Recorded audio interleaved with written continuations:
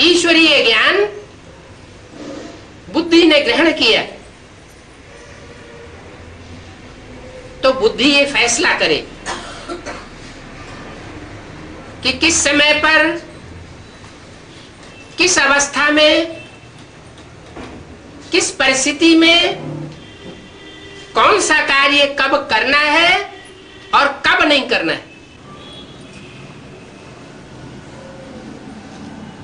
इस कर्म की गुह्य गति को जिसने ज्ञान के नेत्र से जान लिया, वो अपने मन को एकाग्र करके परमात्मा स्मृति में रह करके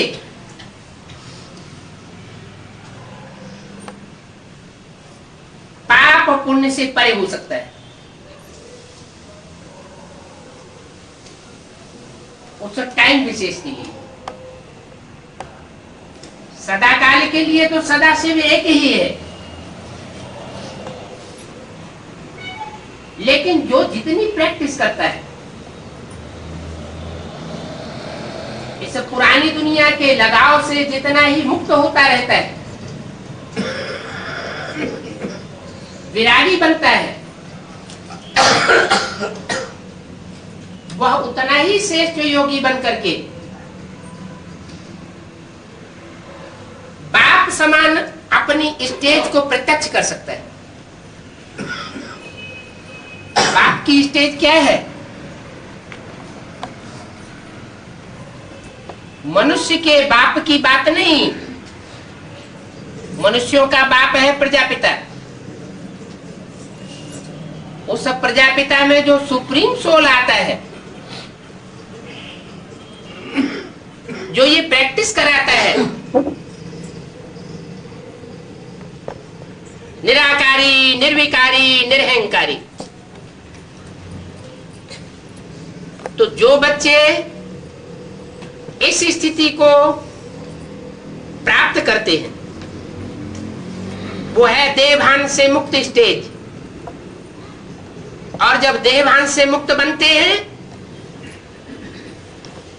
तो शरीर में रहते हुए भी कर्मेंद्रियों से सुख भोगने का अनुभव करते हैं, दुख का बंधन नहीं बंधने देते। ऐसा कोई कर्म नहीं करेंगे कर्म करते समय जो इंद्रियों को एक्साइटमेंट में ले आकर के दुख प्राप्त कराने वाला। तो जब दुख का बंधन नहीं बंधेगा, कर्मेंद्रियों से कर्म करते हुए जीवन में अनुभव करेगा कि सुख ले रहा हूं और निर्विकारी सुख ले रहा हूं, विकृत सुख नहीं ले रहा हूं जिससे अपने को भी दुख हो, शक्ति क्षीण हो और दूसरों को भी दुख हो। तो ऐसा कर्म करने वाला, देहभान से मुक्त स्टेज वाला, जीवन मुक्ति का अनुभव कर सकता है। जीवन में रहे भी, जीता जागता भी रहे और स्वर्ग के सुख का भी अनुभव करता रहे। वो स्थूल रूप में स्वर्ग के सुख तो बाद में होंगे, लेकिन मनसा के द्वारा ऐसी स्टेज बनाई जा सकती है अभी भी।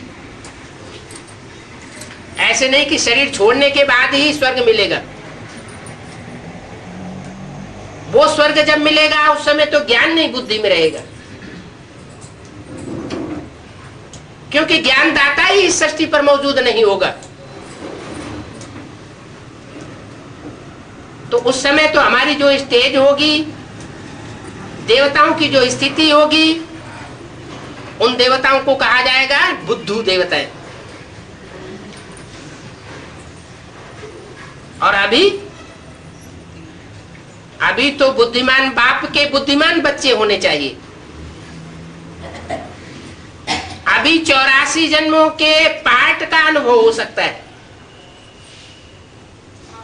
अगर आत्मा पाठधारी है, रंगमंच पर पाठ बजाने वाली है, जाग कर नए वस्त्र ग्रहण करती है नए जन्म में,